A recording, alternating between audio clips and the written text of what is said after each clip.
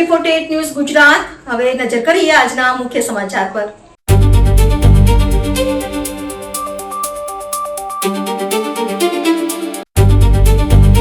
અમરેલી જિલ્લામાં ગેરકાયદેસર રેતી ચોરીનો મુદ્દો ફરી એકવાર ચર્ચાના કેન્દ્રમાં આવ્યો છે। સરંબરા ગામના ગ્રામજનોએ શેત્રુંજી નદીના પટમાંથી ગેરકાયદેસર રેતી ભરીને જતું એક ડમ્પર પકડી ખાણ ખનીજ વિભાગને સોંપતા તંત્રની કામગીરી સામે અનેક સવાલો ઊભા થયા છે।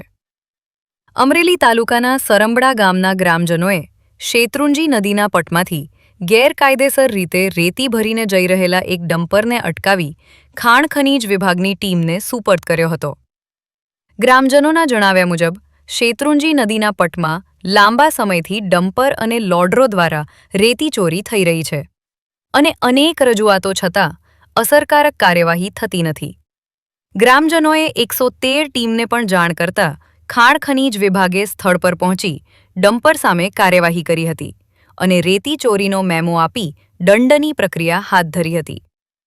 ગ્રામજનોએ આક્ષેપ કર્યો છે કે મેડી નાના માંડવડા નજીક શેત્રુંજી નદીના પટમાં દિવસ રાત ગેરકાયદેસર ખનન ચાલી રહ્યો છે, જેના કારણે નદીના કુદરતી પ્રવાહ, ભૂગર્ભ જળસ્તર, ખેતી અને પર્યાવરણને નુકસાન થઈ રહ્યું છે। તેમણે કલેક્ટર, ખાણ ખનીજ વિભાગ અને જિલ્લા પોલીસ વડાને લેખિત રજૂઆત કરીને કડક પેટ્રોલિંગ અને સતત કાર્યવાહી કરવાની માંગ કરી છે।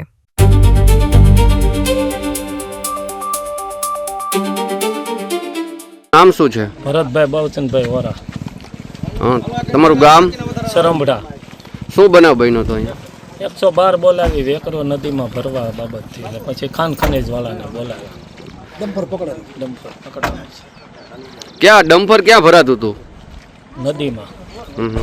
અને તમે 112 ને ખાણ ખનીજને જાણ કરીને શું કાર્યવાહી આગળ કરી?